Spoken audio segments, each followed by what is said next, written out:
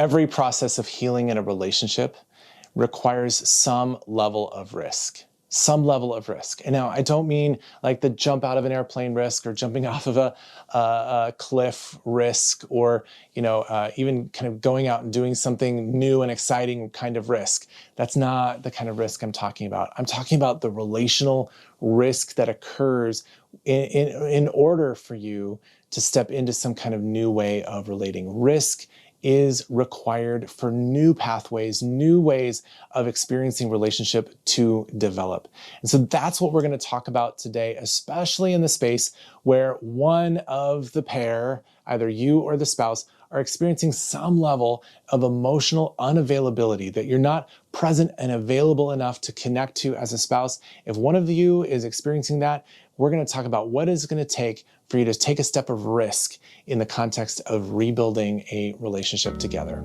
Welcome to the Thrive Marriage Lab. My name is Chris Bruno, and I'm a licensed professional counselor. And together with my wife, Beth, and our colleague, Tracy Johnson, we post videos to help you understand the why behind the what. Because we believe that the more that you explore and know your story, the deeper your connection will be. For many couples, risk is a 4-letter word. Risk. It means so much trepidation. It means so much challenge. It means I have to try something new. It means I'm stepping out into what feels like a very fragile and unstable territory. Risk is a 4-letter word for almost every couple. And you guys, it is the thing that is required in order for you to rebuild some kind of relational connection with one another. We have to take risks. And those risks are relational risks that require a couple of things. The first thing it requires is for you to be authentic. Authentic, meaning that you are telling the truth of your experience. You are actually saying what is true about what it feels like when you're in the context of relationship with your spouse. Okay, so that is a risk, of course, being authentic with your spouse. That requires you showing up and saying a few things that may be experienced on the other side as correcting or as demeaning or something, but you're going to do everything that you can to share it in an authentic way that is true to you and not harmful to the other. Okay, so that's the authentic. But the next level below that is also required, and that is being vulnerable.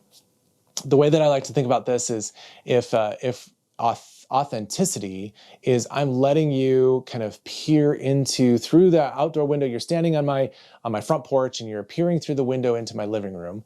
That is authenticity. You're standing on the porch, you're still outside, but I'm going to give you an authentic look into what it feels like to be in here. Okay, that's authenticity. Vulnerability, you guys, is when you take the step one step further and you don't just look through the window, but you invite that person into your house and you invite them to come and sit down with you in your living room and have a conversation. That's vulnerability.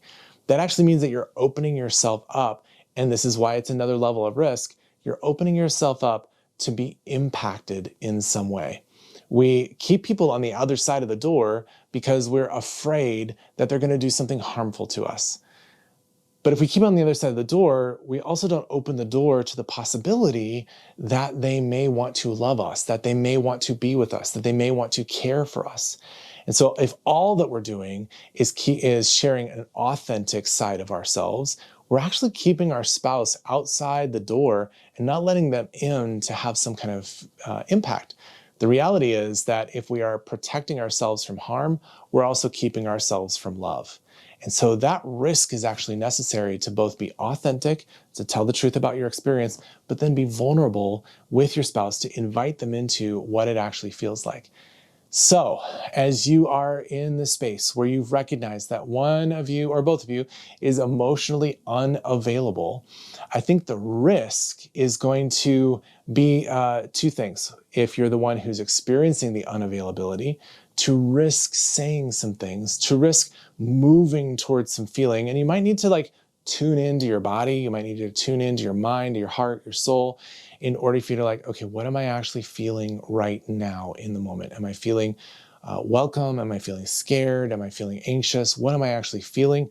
And allow yourself to feel that, sit with that feeling for a little bit, and then verbalize that feeling with your spouse. That's going to be risky because like I said in previous videos, back in the day when you were a child, to share those kinds of things got shut down. It was not safe, which is why now you're going to risk again to find out, is it safe?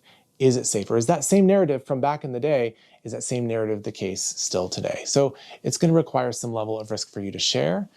And then for the spouse who's listening, for you to kind of listen with ears of kindness. We're going to talk about kindness in another video, but to listen with ears of kindness, not in judgment, but to sit with that spouse going, okay, this is not right now about me. This is about a narrative, kind of an arc, a way of being, a default ruts, whatever you want to call it, of being, a relational style that has been kind of imprinted into the hard drive of my spouse.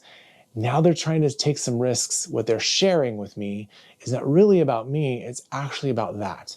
And for you to stay present as much as you can in your own emotional availability to them to take some of those risks. I know that as a result of you having an emotionally unavailable spouse, you may not have a lot of capacity to offer them. You may not have a lot of empathy to offer them. You may feel at the end of your rope. And you guys, I completely understand that. I completely understand how and why you would get there. And I actually believe that you're watching this video because you have some level of hope. You have some level of desire to reignite some kind of connection with your spouse. So your risk is for you to stay present. Your risk is to offer your empathy. Your risk is to take the invitation, at least knock on the door and see if your spouse would be willing to kind of let you come into the living room of their lives, and then sit down and just see what you can find and see how present you can be in the context of their story and their understanding of where this all came from and what it feels like to be them on the inside. Because I can also tell you that to be emotionally unavailable does not feel good. It does not feel good. It feels hollow. It feels lonely. It feels confusing. It may feel numb, and numb might be the better thing than to actually feel the big feelings. But at the end of the day, it's pretty lonely. And so some of the risk for the two of you to take, risk speaking what it feels like, risk listening to what it feels like. Those are the two risks that I want to encourage you to take as you're developing a deeper sense of emotional connection with one another. It is not going to happen overnight. It is not going to happen in a week or a month. It's going to happen over the course of time. And as I have said, probably also working with some professional who can help you navigate through these things.